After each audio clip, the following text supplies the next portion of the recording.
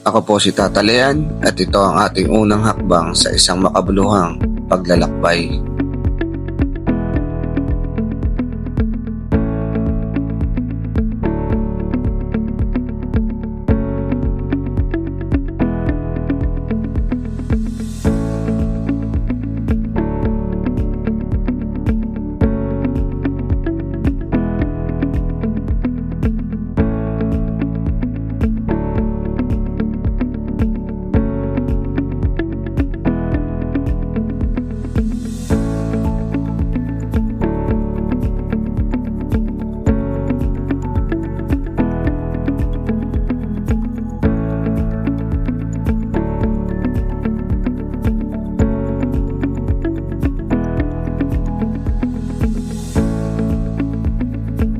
Ang lakbay Nazareno, isang paglalakbay ng pananampalataya, debosyon at pagmamahal sa Poong Nazareno.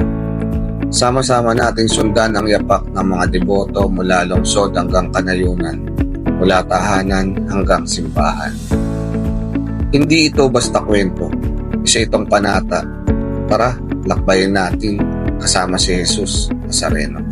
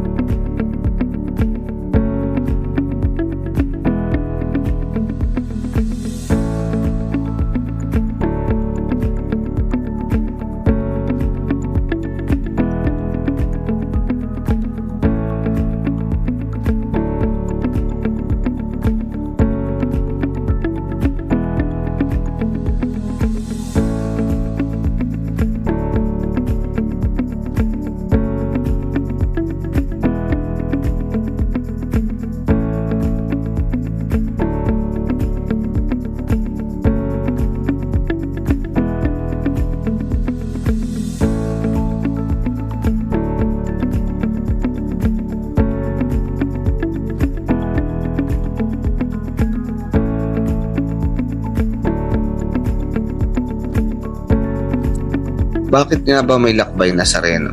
Dahil bawat hakbang may dahilan. Bawat pagbisita sa tahanan ng isang pamilya, bawat dasal, bawat luha, bawat ngiti. Lahat yan bahagi ng isang mas malalim na relasyon sa Diyos. Sa panahon ng kagipitan, pandemya o pagsubok, ang imahe ng Nazareno ay naging ilaw sa dilim. Tulungan sa gitna ng bagyo at paalala na hindi tayo nag-iisa.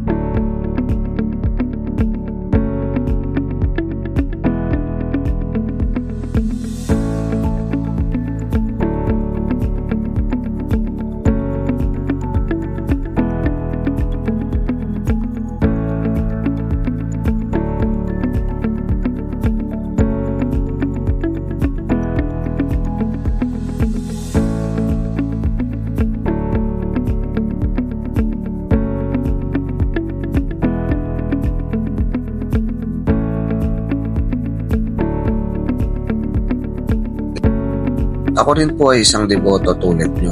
May mga kwento rin ako ng pagluwa sa katahimikan, ng tahimik na dasal sa madilim na simbahan, at ng panata na binitawan habang hawak ang kamay ng mahal sa buhay. Ngayon, gusto kong dalhin ang imaheng ito sa bawat sulok ng ating bayan, sa piling nyo.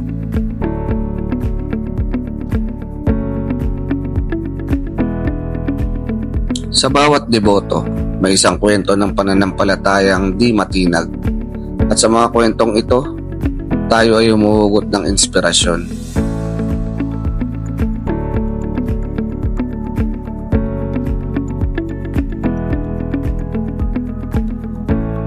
Ngayon pa lang damang-dama na ang init ng pananalig. Pero simula pa lang ito, marami pa tayong pupuntahan. Marami pa tayong makikilalang deboto. At marami pang pagkakataong ipadama ang pagkilos ng Diyos sa buhay ng bawat isa.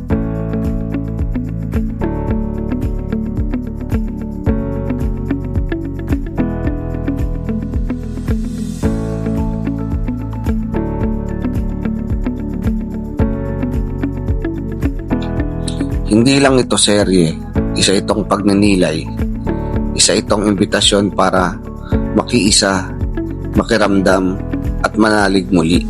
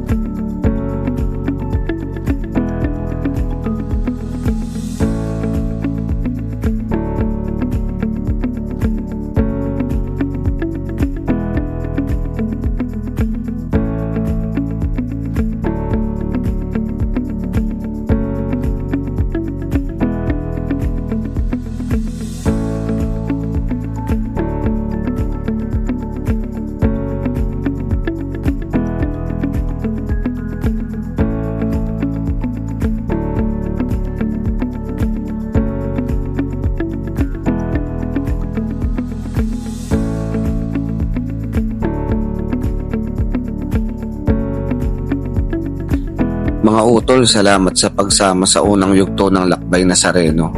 Hindi natin alam kung kaninong buhay ang mababago sa simpleng panalangin. Ako si Tata Lean, at sa bawat lakbay, sa bawat tahanan, kasama natin si Jesus Nazareno. Viva Poong Jesus Nazareno!